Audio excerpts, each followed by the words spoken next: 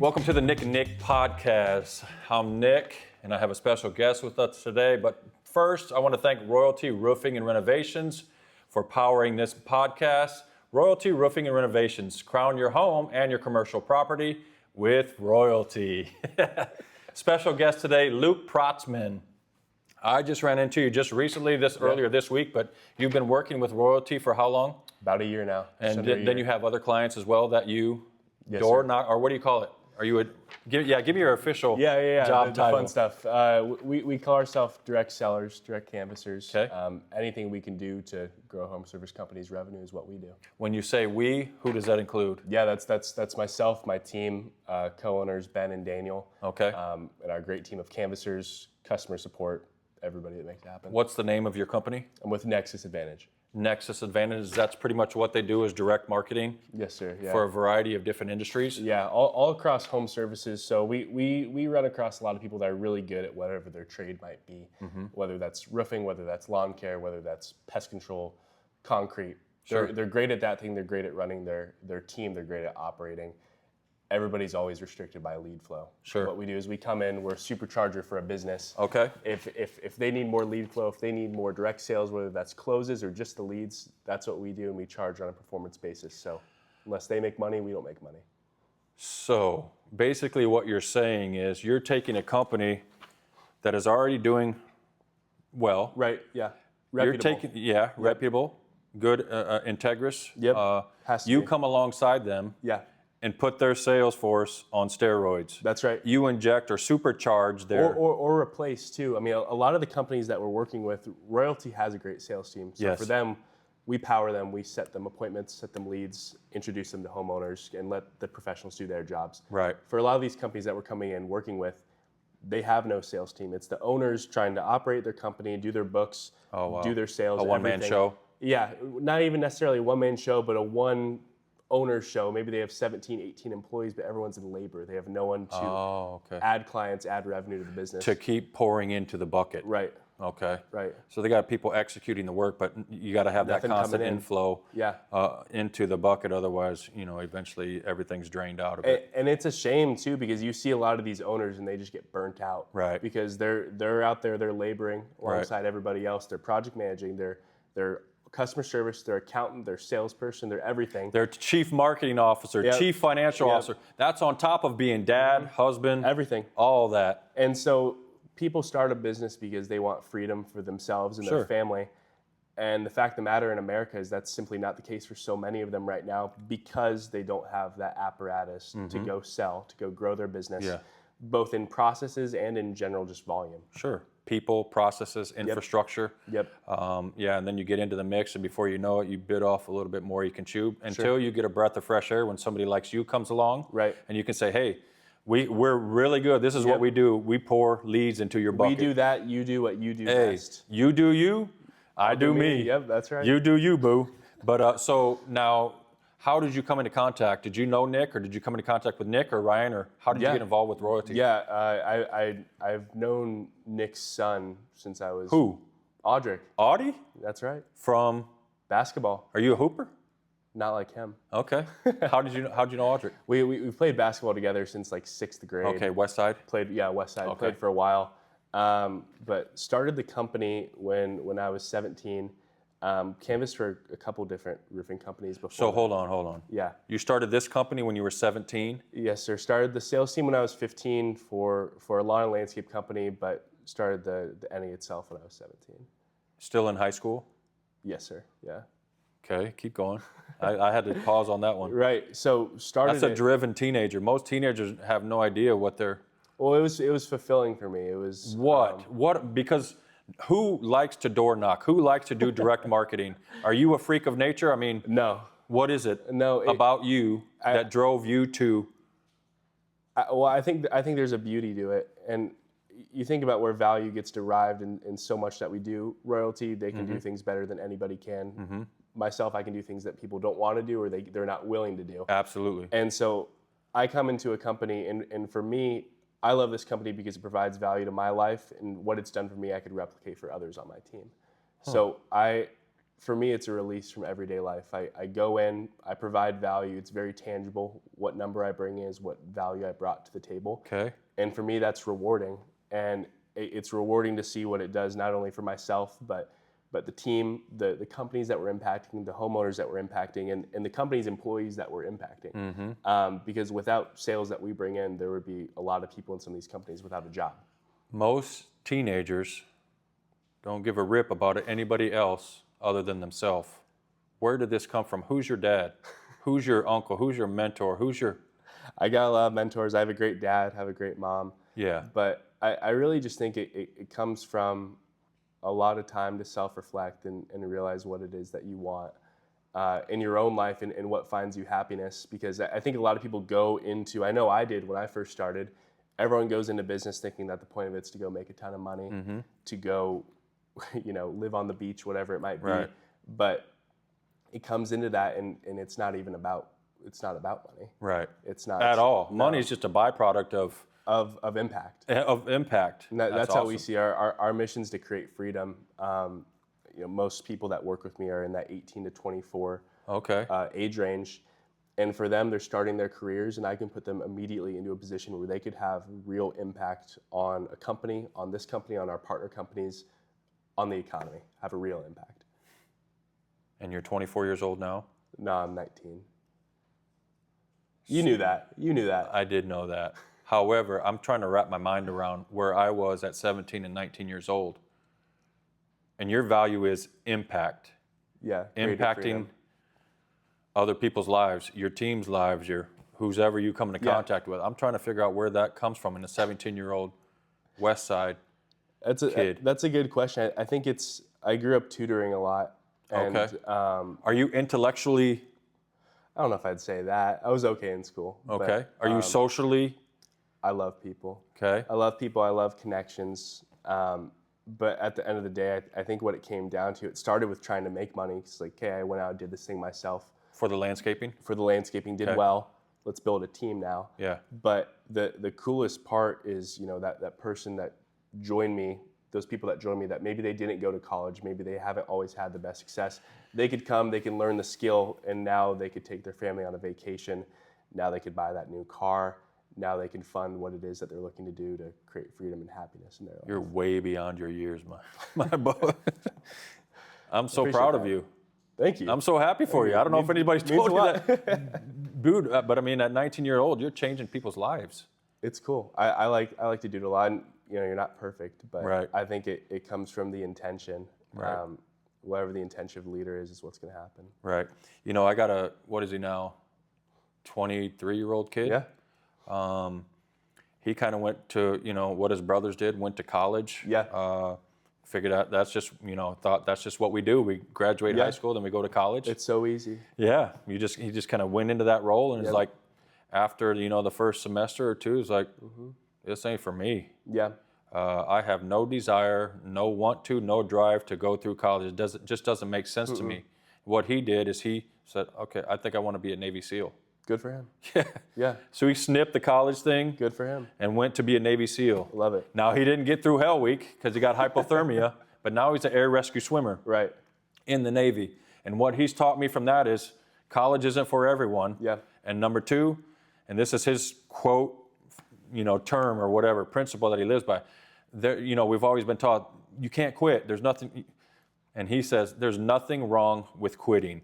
If you know this path, that you're not cut out for this path, that doesn't fit your skills, your desire, your talents, college isn't for everyone, and there's nothing wrong with quitting. No. Tell us about how that impacted you, because you went to Creighton for a semester or two, right? I did, yeah. I went for a semester because I was good in school in high school, and I got good money to go there, and I always just. So you were on scholarship? I was, yeah. And Creighton's no joke. I mean, academically, that's it's a great place. There's a lot of good people there too, but at the end of the day, it wasn't fulfilling me at all. It's like no matter if that would have led to a great job or a great career, or meeting all those people, the business was fulfilling me more than school was, and school was detracting from what was happening over here, which was detracting from my personal life. Wow. So it just got to a point where it's like it's irresponsible of me, for the people that trust me for a career, for myself that's trusting me, risking everything on this business. Right. it's irresponsible for me to continue going to school, especially since I'm 1 foot in, 1 foot out. Right. So if I'm not going to make the most of it, like it sounds like, your son wasn't, right. that wasn't the path for him. No. If I'm not making the most of it, then I should be putting my all in somewhere else. Right. Find out what that is. Find out what you're passionate about. Yeah. Put your whole self into it and let's see what happens. Right. Take a risk. And it sounds like you took a risk. Yeah. So many people get lost in that after high school, those young adult years where they're just wandering. It's easy. And usually you wander into trouble. Yeah. This took you, did it keep you from, did you see your track keeping you from trouble, from bad relationships, from bad, I think it definitely provided direction. In hindsight, yeah, direction, yes. A lot of times. And I think there is a beauty to wandering, though, just because I knew. The wilderness experience, yeah. Just because I knew this is what I wanted to do doesn't mean that there weren't times that there's not times where you're up and you're wondering what it is that you're doing. Right. That you're listening to music, that you're trying to find out what it is that's important to you. I think there's a beauty to that, and I think a lot of people nowadays miss out on the beauty of wandering, of puttering, of reading, of reflecting, because everyone's trying to achieve so much. Right. At a fast pace. Right, and like I fall victim to that for sure. But the more I let myself think and wander and care about the people around me, the better I'm going to do, both professionally and personally. Mm-hmm. And for you, it sounds like the driving force. I mean, for a lot of people, they're motivated by money, obviously. Yeah.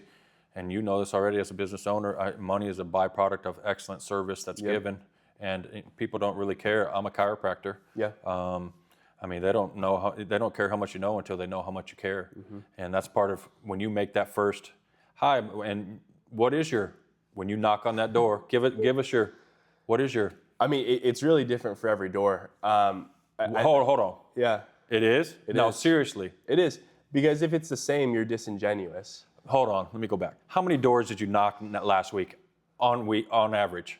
We had a storm last week, right? Yeah, for me, I knock some doors now. Most of my time's training. Okay. But I mean, on average, my guys, when they're out there, they're knocking probably 100 doors a day. Right. Is what it looks like. But I mean, I've knocked thousands of doors.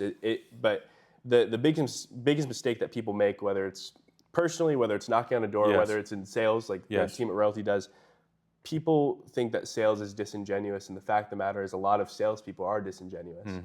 Where you fix that is you come at it from a different perspective. If I can show genuine care for this person and I can be vulnerable within myself, then I can form a connection in 30 seconds. Right. I give the same training to every person that comes on with me. Their first training is the same one every single time, and it's how to make a friend, it's how to build rapport. And I use an analogy of two balls of yarn that are tightly wound. And I bounce them, they don't come apart, nothing comes apart. I throw them together, they bounce off. Those are two people that aren't being vulnerable. Now, think about if I share something about myself, if I'm willing to be Luke when I'm talking to somebody, I pull a string of yarn out.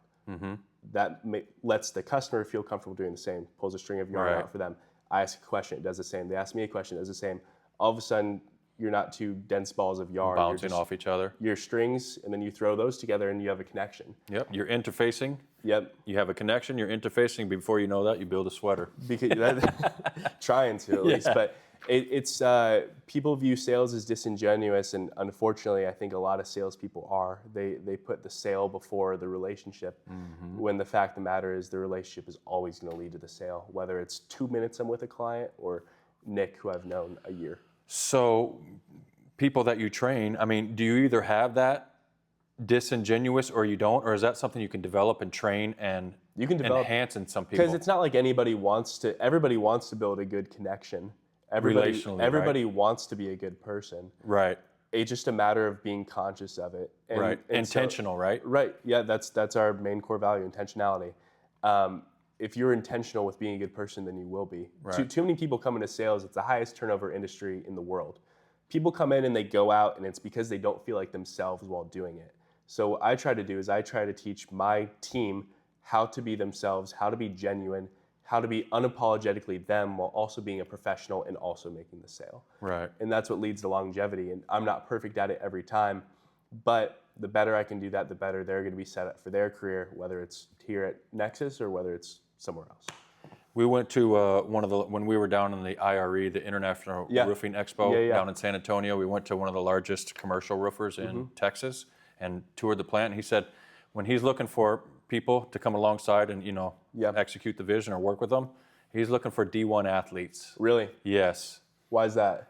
He talks about they're coachable, and I want you to get into this stuff. Yeah. What kind of guys, what kind of people are you looking for that you have found to excel? They're coachable, they're teachable, they're disciplined, they work their craft, they communicate well, they work together, It's people that admit wrongdoing and admit when they don't know what's going on. It's funny, people think of sales as this person that's out there. They're extravagant, they're extroverted, they're all of the things that you think about, coming out shaking your hand. Mm-hmm. Those people don't make the best salespeople. And in my eyes, a lot of times it's the introverts, it's the people that want something greater for their life, want the ability to form those connections that can truly tie in the value that they have in the job with the value that they see in their personal life. And the people that are willing to do that are the people that are successful, because they can not only buy into a vision, but they can buy into the person they're meeting at the door.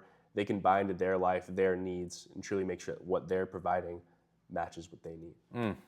Give me some of your best and worst experiences as a door knocker. How much time we got? Yeah, that's. Give me your best one. Worst where you knew it was you were making more than a sale or getting more than a lead. You were actually impacting a customer's life. Yeah, I mean, all the time. A lot of business owners that I meet that I end up doing business with, we've met doing door to door. I mean, I've had countless dinners with people that you meet, friends. You get coffee with them, or they'll invite you into the backyard for a hot dog or a steak or something. No, you'd be surprised. I believe it. Yeah, it's something. But I mean, the coolest thing isn't even like I've made those friends on the doors. I've done all those things. The coolest part is that for me as a salesperson, whether I go and I make the sale or not, I can elevate anybody's state. If they're at all open to me, I can make sure that they're having a better day by the time I leave. Yeah, you meet them where they're at. Yep. And then take them pull them up to the next level. That's right. And that's the beauty in what we do. The people I have with me aren't going to be knocking doors forever. Right. They're not. They can't. It's not sustainable. That's prospecting for 7 hours a day. It's crazy. Right. But those skills that they learn, I mean, it enables a group of 18, 19, 20-year-olds to run a business, meet people, have an impact on them. Build relationships. And do the right thing. Communicate with your spouse, with your children. Everything. Yes. Everything. And so door knocking is a beautiful thing. It's changed my life, changed a lot of people's lives. And I'm from the school of thought that everybody should try door knocking. I used to do public speaking. Really? And at the church, and I would do it like once a month. And I was like, if y'all knew what had to go into preparing this 1 hour sermon, you would be listening a little bit more, in tune. You'd be more in tune. You'd be responding different. Yep. If everybody knew what it was like to be a door knocker, it would impact how we approach sales and how we approach people and relationships and how we respect people, how we articulate, how we, our tones are. Sure. It comes down to empathy is what it is. And people are so used to having this terrible sales experience. Everybody thinks about the old 1980s used car salesperson when you think of sales. And the fact of the matter is, the sales guys at Royalty. You're related to a couple of them. It's not like they're bad guys at all. They're trying to do the right thing. They're trying to do their job, and they're trying to provide value. Yes. And the more vulnerable they can be, the easier a homeowner is going to be able to open up to the concept that, okay, this person's actually trying to help. This person's actually trying to provide value. They're not just trying to get my money. So there is an art to it. There is. And you have a philosophy. Yeah. Is there a science to it? Is there a science, philosophy, and art? Because in chiropractic, it's a triune thing. Yeah. Science, philosophy, and art. I know about your philosophy. I know about the art of it. What's the science behind it? The way that we break it down, sales in its essence is the creation of perceived value. Yes. Making that greater than the perceived price. Whenever I can make value greater than a price. Value over price. Whenever I do that, then I make a sale. It doesn't matter what you're selling. No. How do you do that? That's a great question. That's the question, right? Okay. Well, it starts with a prerequisite, though. Before I can do that, I have to have trust. Yes. If I'm going up to your door and I'm going to try to sell you a computer, I tell you it's $50, just give me the money now, I'll bring you a computer later.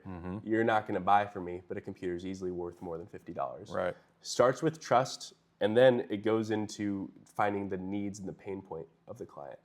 If I can figure out what matters to you, what you need, what you want, what your desires are, if it's something that's even a fit for you, I can match the features and benefits of my product to that.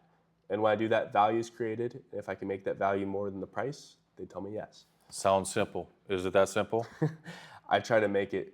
It's funny when you start doing it for a while. Yeah. I mean, the guys here are more experienced than me. They're awesome, but there is a science to it. Yeah. There really is. And once you get comfortable, you can never be perfect because you're working with humans, but you can do the right inputs every single time to give yourself the best chance. So it's not a numbers game. No. If it's not a numbers game, then what is it? It's quality. It's the reps when you're not necessarily out there selling. It's how much you're in tune with who you are as a salesperson, why it is that you're doing it. Mm-hmm. If my reason for going out and knocking on a door is to make a ton of money, the client's going to be able to feel that from me. Mm-hmm. And I can knock 100 doors and get one sale out of that with that being my mindset, or I can go out trying to help, trying to be of value. And in that same amount of doors, I can make 20 sales, 30 sales, 40 sales, 50 sales. It doesn't necessarily matter how many doors I knock. It matters how much I am in tune with who I am and what the prospect needs. Absolutely. My best guys, they're not the ones knocking 200 doors a day. They're the ones knocking 20, and each of those conversations are 30 minutes. And out of those 20, they're capturing a higher percentage than somebody that's, so it's not a numbers game. No, the KPI that we track. KPI, hold on, what is it? Key performance indicator. Key performance indicator? Yeah. I don't track that. I don't track how many doors they're knocking. Right. I'll maybe look at how many conversations that they're having, but I get concerned when that number gets too high because that shows that people are shooing them off their front doorstep. Yep, it's a red flag, because they don't trust them. They're not building that connection the first 30 seconds. And if they're not doing that, then they're burning a neighborhood and they're not providing a positive experience for a homeowner. Right. And if you're not doing that, then that's not a success. So you own a door knocking company. Yeah. To me, it sounds like you're in the human development or the personal development. Oh, easily. You're in the people development. Easily, because it goes so much further than a door knock. I mean, every time there's a storm here, I'm talking with Ryan, I'm coordinating with the sales guys, I'm in here hearing what they need from my leads. Mm-hmm. But it's not just that. I'm coordinating, not necessarily with Royalty, but some of these smaller companies operationally. Right. How they could take the sales volume that I bring and make it better in their company, and also meeting with them to see how much they need to positively impact their life. Right. So it all comes down to care. If I care about my salespeople and my partners more, then we're more successful. I'm blown away. I'm pleasantly surprised. You articulate well. Where do you see this thing going in the next 5 to 10? That's a great question. Yeah. For us, we want to have the best partner in each industry, in home service industries in Omaha. Okay. And then we want to expand. My concept is that if I can take a homeowner and give them a great experience with, say, Royalty Roofing, they buy a roof from me. Why would they not buy lawn care, concrete, window washing? They trust control? You're now you're going back to what what you trained. Your trust is already built. I'm building that network because for me, I have to pay so much in commission to bring that sale in. But once that trust is built with my systems, my processes, my philosophy, the upsell is where I make all my money. You leverage that trust, right, by upselling to other services. Yep. So we want to build that out in Omaha. We want to be a one-stop shop for business growth for home service companies. So that's started expanding into other things beyond door knocking, working in people's CRMs, making sure their operations are efficient. But we want to be the one-stop shop for homeowners to find trusted vendors and for vendors to grow, for home service companies to grow, and most of all for both of those groups to create freedom for them, because that's really what it comes down to. Providing the opportunity for my salespeople to exist in that ecosystem creates freedom for them and their families. For that business owner, bringing them those sales, that creates freedom for them and their families. Right. For the homeowner, not having to worry about getting scammed by some random provider. Right. That creates freedom for them, their families, their wallets. Right. That's what we want to do. Powerful. Dude, I know you got to go. Thanks for your time. Appreciate it. Thank you. I really enjoy this. I want to talk to you. I want to pick your brain some more. That'd be awesome. Thanks for joining us today. Thanks, Royalty Roofing Renovation.